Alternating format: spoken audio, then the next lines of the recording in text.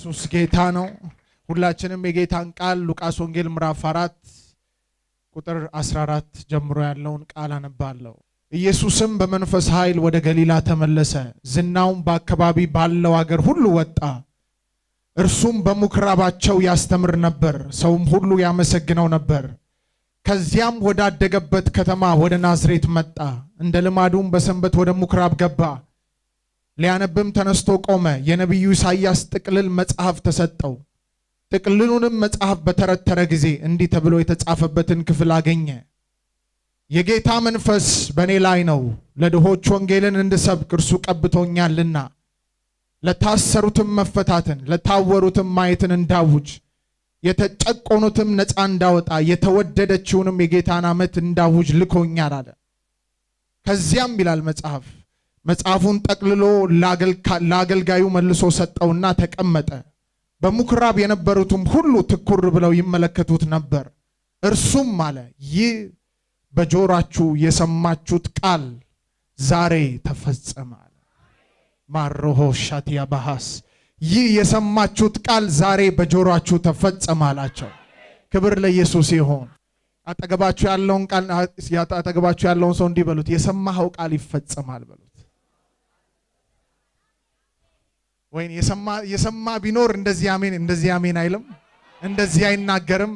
የሰማችሁት ቃል ካለስ ያጠገባችሁ ያለውን ሰው የሰማኸው ቃል ይፈጸማል በሉት።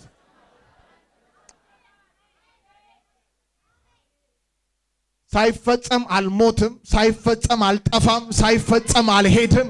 ነገር ግን ተፈጽሞ በእጄ ላይ ገብቶ በህይወቴ ላይ አየዋለሁ። እግዚአብሔር እንደ ቃሉ ነው እንደተናገረኝ ያደርገዋል የሚል ሰው ጮሆ አሜን ይበል። እነግራችኋለሁ፣ በእናንተ ህይወት ብቻ አይደለም፣ በቤታችሁ ላይ የተነገረ፣ በእናንተ ትውልድ ላይ የተነገረ በጌታ በኢየሱስ ስም ይፈጸማል። ውጊያ ሊኖር ይችላል፣ ውጊያው ግን ዛሬ ይፈርስና ይፈጸማል። አጠገባችሁ ያለውን ሰው መልሳችሁ የምስራች በሉትና ውጁ። ስትናገሩ የሚሆን ነገር አለ፣ የምስራች በሉት። የሰማኸው ነገር ይፈጸማል በሉት። ትንቢታዊ ቃል ነው፣ የሰማኸው ነገር ይፈጸማል በሉት። የሰማ ሰው ዛሬ አብዶ ነው ከዚህ ቦታ የሚወጣው። ከጌታ የሰሙ ሰዎች ያስታውቃሉ። አሜን አሜን። እነዚህን ሰዎች መልእክት አለኝ ዛሬ፣ የሰሙት ቃል ይፈጸማል። ያወራቸው ጌታ ይፈጽመው ዘንድ በህይወታቸው ላይ በእነሱ ነገር ላይ ጠላት እያየ፣ ወረተኛውም እያየ፣ ወረኛውም እያየ፣ የሚያሟሽሸውም እያየ፣ እግዚአብሔር አምላክ ግን የሰማችሁትን ቃል ይፈጽመዋል። ትፈወሳለህ ካለ ጌታ፣ ትወጣለህ፣ ገና ትሄዳለህ፣ ይቀራሃል ካለ ይፈጽመዋል። እሱ እንደ ቃሉ ነው በእኔ ህይወት ላይ ይፈጸማል የሚል ሰው ጮሆ አሜን ይበል። እንደ ተናገረኝ እንዲሁ ያደርገዋል የሚል ሰው እስቲ እጁን ዘርግቶ አሜን ይበል። ውሰዱ፣ እጃችሁን ዘርግታችሁ አሜን በሉ። እግዚአብሔር እንደ ቃሉ ነው። አሁን ያላችሁበት ሁኔታ ወገኖቼ ላይመስል ይችላል፣ ያለንበት ሁኔታ ላይመስል ይችላል። ነገር ግን ከሰማይ የሰማኸው፣ ከሰማይ ሰማያት የወረደው ቃል፣ ስላንተ የተጻፈው ቃል፣ ስላንተ የተነገረው ቃል እነግርሃለሁ። ቃሉ ሲናገር እንደዚህ ይላል፣ ቃሌ ከሚያልፍ ሰማይና ምድር ቢያልፍ ይቀላል። በአንተ ህይወት ላይ የተነገረው ቃል ይፈጸማል። አጠገባችሁ ያለውን ሰው ያዙትና ይፈጸማል በሉት። የሆነ ጨካኝ ትውልድ ሊኖር ይገባል። ረገጥ አድርጎ ይፈጸማል የሚል ሰው፣ የተናገረኝንም አይቼ ነው የምሞተው፣ ጨብጬው ነው የምሞተው። ያወራኝን ዝም ብዬ አጀንዳዬ ላይ ጽፌው መሄድ አልፈልግም። ነገር ግን ተፈጽሞ ማየት ፈልጋለሁ። እጄ ላይ መጥቶ ፍሬውን ማየት ፈልጋለሁ። ከሁሉ በላይ ደግሞ የጌታ ክብር እንዲገለጥ ፈልጋለሁ የሚል ሰው እጁን ዘርግቶ አሜን ብለው ይቀበል። ማጎቶ ቦሆ ዜካ ብረሆ ቮዲ እሳት አለ ወገኖች፣ እጃችሁን ከፍ አድርጎና አሜን ብላችሁ ተቀበሉ። አሁን እየተቀበልክ እያለ በህይወት ላይ የተነገረ ቃል እንዳይፈጸም ተራራ የሆነብህ ነገር ይነሳል። ኢያሪኮ በእስራኤላውያን መካከል በተነገረላቸው ቃል መካከል ጣልቃ ገብቶ እንደቆመ፣ እግዚአብሔር ግን የተናገራቸው አደርሳቸዋለሁ ስላላቸው ከፊታቸው 1000 ጊዜ ኢያሪኮ ቢቆም መፍረሱ አይቀርም። አንድ ሰው ጮሆ አሜን ይበል። በተስፋ ቃልና በአንተ መካከል የገባ የጨለማ መርዝ ዛሬ ተነቅሎ ይወጣል። እስቲ እጃችሁን ከፍ አድርጉና ይፈርሳል በሉ። ተነገረላችሁ ቃልና በእናንተ መካከል የሚገባ ማለት ነው። እስቲ ይፍረስ በሉ። በተነገረላችሁ ቃልና በእናንተ መካከል የሚገባ ልትሄዱ ልታልፉ ትፈልጋላችሁ፣ ግን ወደ ተነገረላችሁ ቃል እንዳትገቡ የሆነ ነገር ጋርዷል። እስራኤላውያንን እኮ እንዳይገቡ ኢያሪኮ ከባቸዋል። ኢያሪኮም በምንም ተአምር ሊያፈርሱት አይችሉም። ነገር ግን እግዚአብሔር በወረደ ጊዜ የተናገረውን ቃል የሚፈጽም ጌታ በወረደ ጊዜ በዛን ሰዓት የጮሁት ጩኸት ከፊታቸው ያለውን ግድግዳ እንዳፈረሰው ዛሬ በቤታችሁ ላይ ያለ የጨለማ ግድግዳ ይፈርሳል። እንዳይፈጸምልህ የተሰራ ግድግዳ ይፈርሳል። አንድ ሰው እጁን ዘርግቶ ተቆጥቶ እስቲ ይፈርሳል ይበል። ድገሙ፣ ይፈርሳል በሎ።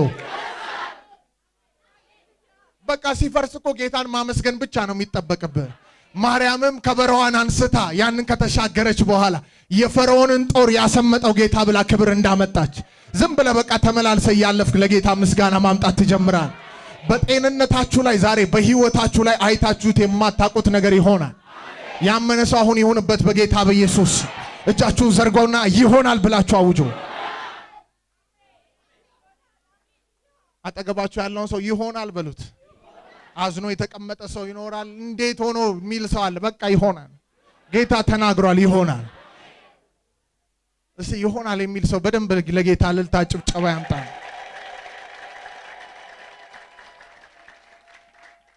አንድ ነገር ሊገባን ይገባል፣ ውስጣችን ሊገባብን ይገባል። ስለኛ ህይወት የተነገረው ቃል፣ ስለኛ ህይወት መንፈስ ዓለም ላይ የተጻፈው ነገር መፈጸም አለበት፣ ግዴታ መሆን አለበት። አሜን አሜን። የእግዚአብሔር ቃል ሳይሰራ ወደ ሰማይ ይመለሳል? አይመለስም። እናንተ ባመናችሁበት ይሆናል ባላችሁበት መጠን በህይወታችሁ ላይ አይታችሁት ማታውቁት ነገር ይሆናል።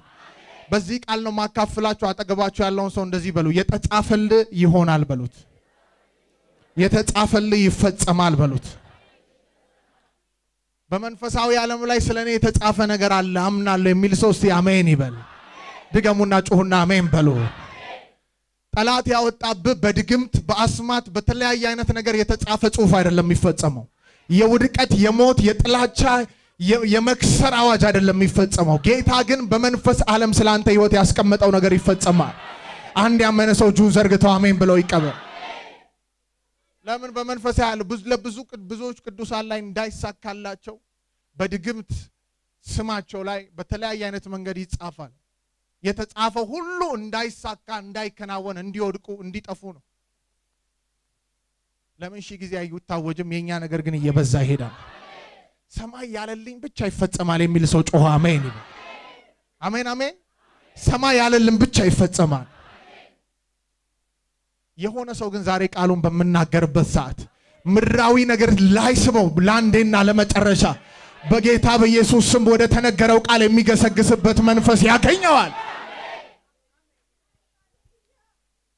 በዚህ ስፍራ ላይ ጌታ ኢየሱስ ሉቃስ ወንጌል ምዕራፍ 4 ቁጥር 14 ሲጀምር እንዲህ ብሎ ይጀምራል።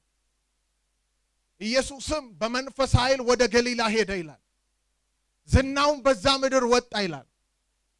ይሄን ቃል የጻፈልን ሉቃስ ኢየሱስ ክርስቶስ ከተጠመቀ በኋላ 40 ቀንና 40 ሌሊት በዚሁ ምዕራፍ ላይ እንደ ጾመና በዲያብሎስ እንደተፈተነ ቃሉ ይናገራል። በዲያብሎስ ከተፈተነ በኋላ የዲያብሎስን ፈተና ካሸነፈው በኋላ የሚገርመኝ ቃል አለ ቁጥር 13 ላይ ዲያብሎስ ለጊዜው ተለየው ይላል። ዲያብሎስ የዛን ሰዓት አይደለም ሁሉንም ፈተና ጨርሻለሁ በቃ ቻፕተሩን አልፈሃል ዘግቻለሁ ብሎ አላልፈውም፣ ለጊዜው ተለየ ይላል። ኢየሱስ ክርስቶስ ከዚህ ምድር እስከሚሄድበት ከመስቀል ሞት አልፎ ወደ ሲኦል ጥግ እስከሚገባበት ድረስ ዲያብሎስ እየተፈታተነው ነበር። በሁሉ ግን እሱ ራሱ እንደተናገረ በዓለም ሳለ መከራ አለባችሁ፣ ነገር ግን እኔ አሸንፌዋለሁ እንዳለ ዛሬ አሸናፊበት መንፈስ ይወድቅብሃል። ለጊዜው ተለየው ከሱ ይላል። ያነበብኩላችሁ ቁጥር 14 ላይ ከተለየው በኋላ ኢየሱስ ክርስቶስ በመንፈስ ኃይል ወደ ገሊላ መጣ ይላል። ወደ ገሊላ ሲመጣ ዝናው በዛ በነበረው አካባቢ ላይ ሁሉ ወጣ ይላል። እዚህ ጋር ሉቃስ ያልጻፈልን ነገር አለ። ነገር ግን ዮሐንስ ጸሐፊው ሲናገር መጀመሪያ ኢየሱስ ክርስቶስ ወደ ገሊላ ሲሄድ ዝናው የወጣበትን ነገር ጽፎታል። ዮሐንስ ወንጌል ምዕራፍ 2 ላይ ኢየሱስ ክርስቶስ ውሃውን ወደ ወይን ጠጅ የቀየረበት ስፍራ ነው። በዛ ምክንያት ዝናው በምድር ሁሉ እንደወጣ በዛ አካባቢ ባሉ ሀገሮች ላይ እንደወጣ መጽሐፉ ይናገራል። በዚህም ስፍራ ላይ ይሄ ሰው ሲናገር ዝናው በገሊላ ወጣና ወደ ናዝሬት ሄደ ይላል። በናዝሬት ሲደርስ ናዝሬት ተወልዶ ያደገበት ቦታ ነው ናዝሬት። በዛ ቦታ ላይ በምኩራብ እየተመላለሰ ይማራል፣ መጽሐፍትን ያነባል፣ በዛ ስፍራ ይቆያል። አንድ አይሁዳዊ ማድረግ የሚገባውን ነገር ሁሉ ያደርጋል። ኢየሱስ ክርስቶስ በዚህን ጊዜ በ30 ዓመቱ ላይ ወደ ናዝሬት ሄደ ይላል። ወደ ናዝሬት ምኩራብ ሲሄድ ብዙ ጊዜ የአገልግሎቱ ጀማሬም ቢሆን እዚህ ጋር ጅማሬም ቢሆን ብዙ ጊዜ ኢየሱስ ክርስቶስ አንድ ነገር ያደርጋል። ወደ ምኩራብ ይሄዳል። በምኩራብ ሊገሉት ይፈልጋል፣ ግን እሱ ወዴት ይሄዳል? በምኩራብ ይሄዳል። ወገኖቼ ሊገሏችሁ የሚፈልጉት ቦታ ብትሄዱ እንኳን እግዚአብሔር በእናንተ አልፎ የሚሰራው ስራ አለ። እጃችሁን ከፍ አድርጉና አሜን በሉ። የገባው ሶስቴ አሜን ይበል። ሁል ጊዜ ሊገሉት የሚፈልግበት ቦታ ይሄዳል። ለምን ሲባል የኢየሱስ ዓላማ ብዙ ህዝብን የመድረስ ዓላማ ስለነበረው ብዙ ህዝብ የሚያገኝበት ቦታ ደግሞ ምኩራብ ነው። ምኩራብ ማለት በሰዓቱ አምልኮ የሚያደርጉበት፣ በተጨማሪም የእግዚአብሔርን ቃል የሚሰሙበት፣ ከዛም ባለፈ ደግሞ በሰዓቱ በዛ ምድር ላይ የነበረውን ነባራዊ ሁኔታ ዜናን የሚሰሙበት ስፍራ ነው። ወደዛ ሁሉም ሰው ይሄዳል። ስለዚህ ኢየሱስ በቀላሉ ትምህርቱን ለማስተማር ብዙ ሰዎች ወደሚገኙበት ቦታ ይሄዳል። በሰንበት ቀን ወደዛ ስፍራ ሲሄድ፣ ሰንበት በእነሱ ቅዳሜ ነው። ወደዛ ስፍራ ሲሄድ ኢየሱስ ክርስቶስን አዩት። ይገርመኛል። የእግዚአብሔር ጊዜና ሰዓት በመሃላቸው ሲያገኙት እንደዚህ ያሉት ና ኢየሱስ የሚያነባውን ቃል ሰጡት። በጣም መለኮታዊ መንገዱን ግን እዚህ ጋር የምትመለከቱት የሚያነባውን ቃል የሰጡት እሱ መርጦ አይደለም የተሰጠው። ደግሞ ዝም ብለው በግምት አይደለም የሚያወጡት። ለዓመቱ እቅድ ይወጣል። የሚያነቡትን ቃል ዛሬ ይሄን ከተነበበ የሚቀጥለው ሳምንት ይሄን ይነበባል ተብሎ በእቅድ ነው የሚንቀሳቀሱት።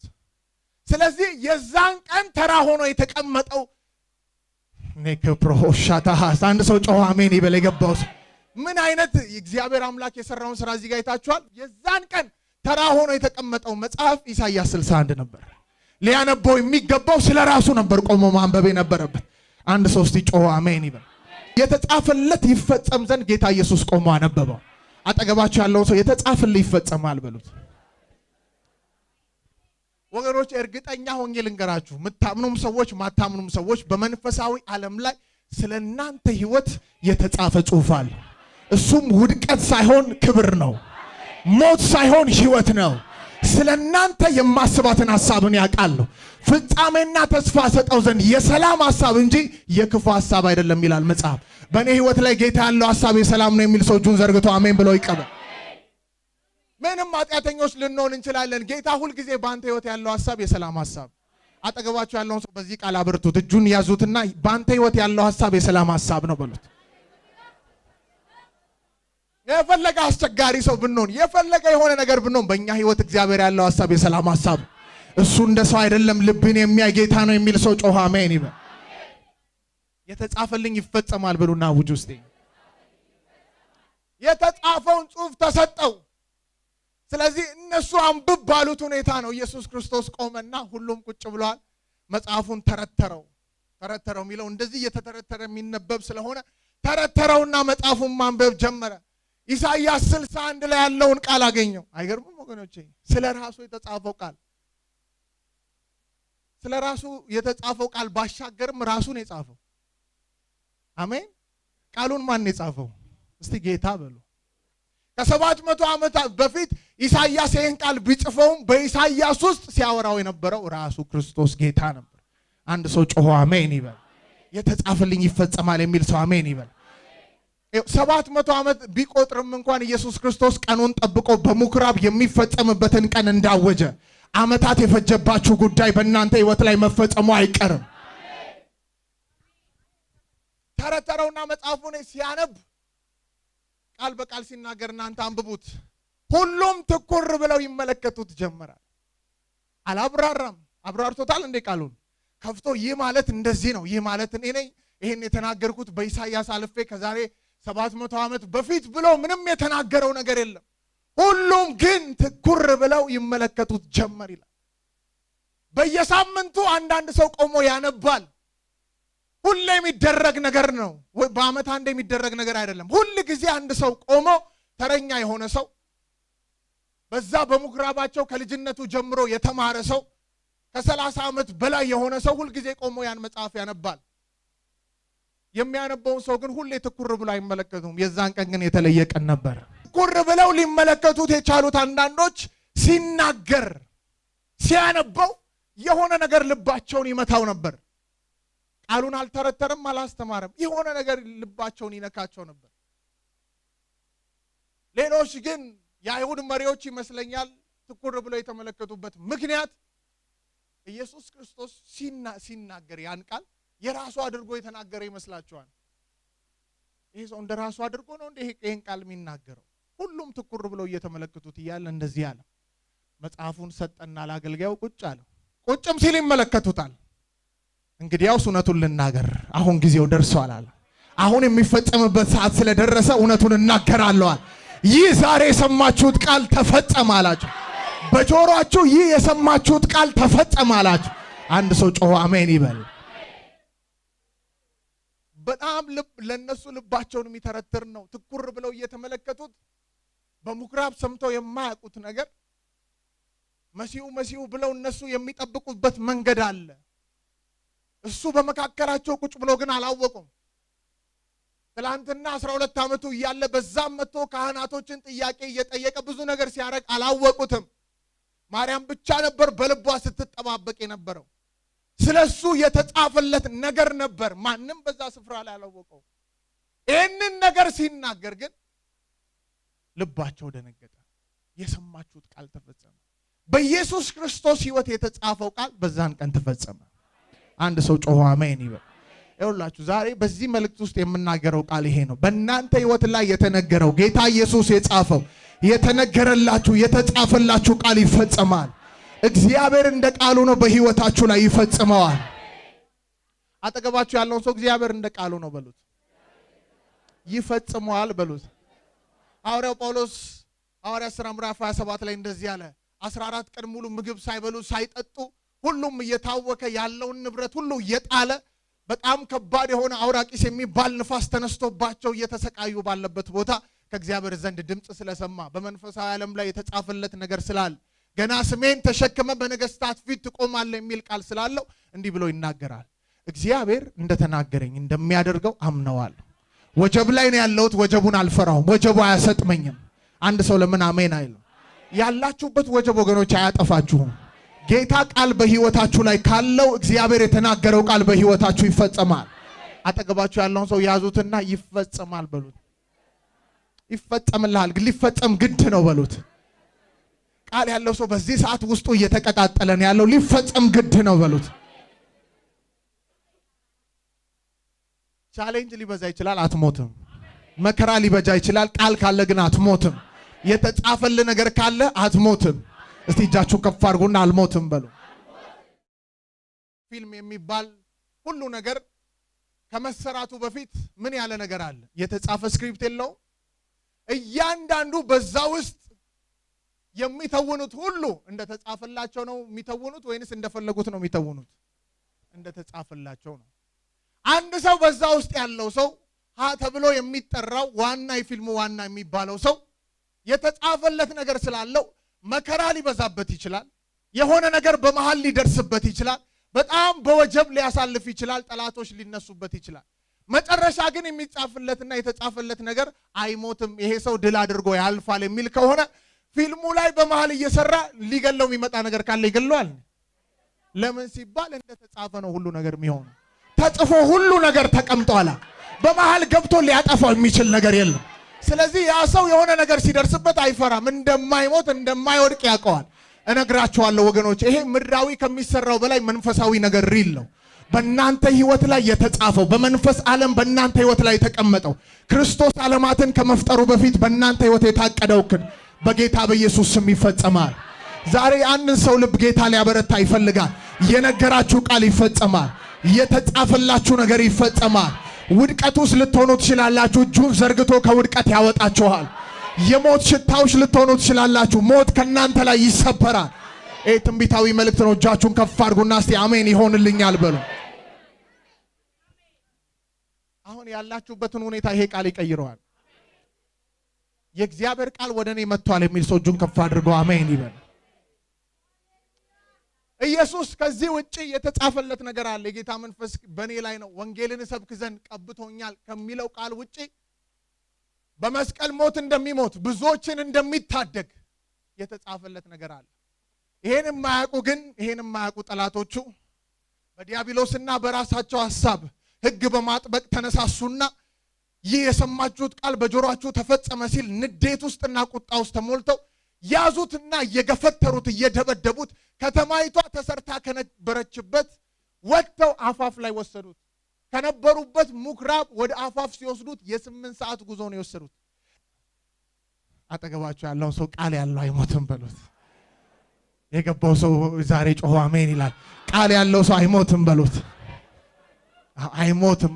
ግፊ ሊኖር ይችላል፣ አይሞትም። ግን ዳዊት ሲናገር እንደዚህ ያለ ገፉኝ፣ እግዚአብሔር አምላክ ደግፎኛልና ቆምኩኛል።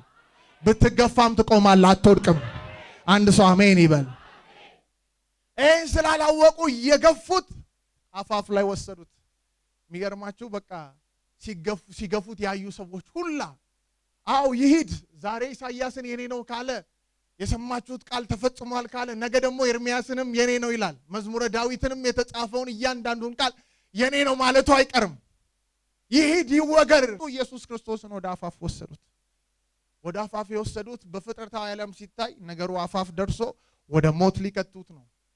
በመንፈሳዊ ዓለም ላይ ግን የተጻፈልህ ነገር ካለ፣ የተነገረልህ ነገር ካለ እነግርሃለሁ፣ አትሞትም። እፉኝቱ ሊመጣብህ ይችላል፣ አትሞትም። አፋፍ ላይ ወስደውት ሊወረውሩት ከተማዋ ተሰርታ ከነበረበት ስፍራ ወጥተው አፋፍ ላይ በጣም ገደላማ የሆነ ስፍራ ነው። አንድ ነገር አደረገ። እስከዛ ሰዓት ድረስ ይዘውት ሄዷል። ዞረና በመካከላቸው አልፎ ሄደ ይላል። ለምን ጮኻችሁ አሜን አትሉ?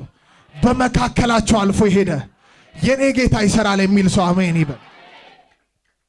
ወገኖቼ በመካከላቸው አልፎ ሄደው እንዴት ነው? እዛ ድረስ እየገፉ አምጥተውት እንዴት አልፎ ሄደ? የተጻፈለት ነገር አለ፣ የተባለለት ነገር አለ፣ የተነገረለት ነገር አለ። ዮሴፍን ከአባቱ ቤት አውጥተው እስር ቤት ቢሸጡት፣ እስር ቤት ቢወረውሩት፣ ከእስር ቤት አውጥተው ቢያሰቃዩት፣ የትም ስፍራ ቢገባ የተነገረው ቃል ስላለ ወደ ንግስና መውጣቱ አይቀርም። ጌታ የነገረኝ ነገር አለ፣ የሰማሁት ነገር አለ የሚል ሰው ዛሬ እንዲህ ብሎ ያውጃል። ቀኝ እጁን ከፍ አድርጎ የተጻፈልኝ ይፈጸማል ይበል። የተነገረልኝ ይፈጸማል ይበል። ደግሞ የተነገረልኝ ይፈጸማል በሉ። ጳውሎስን ደብድበው የሞተ መስሏቸው ጥለውት ሲሄዱ እሱ ግን አራግፎ ተነስቶ ይሰብካል። ኢየሱስ ያድናል ይላል። ለምን? የተጻፈለት ያ ነው። ወንጌልን ሰብኮ ነገስታት ፊት ቀርቦ ወንጌልን በግልጥ ተናግሮ እንዲያልፍ ነው። ያለ ጊዜ ሊወስዳችሁ ሊያጠፋችሁ የመጣ የሞት ኃይል ዛሬ ይሰበራል። እጃችሁን ከፍ አድርጉና እስቲ ይሰበራል በሉ። ከኔ ጋር ቁሙና እናውጅ። እጃችሁን ከፍ አድርጋችሁ እንዲህ በሉ። ዛሬ በሉና አውጁ። የተጻፈልኝ ይፈጸማል። ስማ ዲያብሎስ በሎ፣ ምንም ያህል ብትዋጋኝ ቤቴን ህይወቴን ማሸነፍ አትችልም። በእኔ ውስጥ ያለው ኢየሱስ ካንተ ጋር ካለው ይበልጣል፣ ይበልጣል። የተጻፈልኝ የተነገረልኝ የሰማሁት በህልም በራእይ በትንቢት ከጌታ ዘንድ የሰማሁት የተጻፈልኝ ሁሉ ይፈጸማል፣ ይፈጸማል። 3 ጊዜ ይፈጸማል ብላችሁ አውጁ። 1 2 3 እመኑ። እልልታ ጭብጨባ፣ እመኑ፣ እልልታ ጭብጨባ ለኢየሱስ።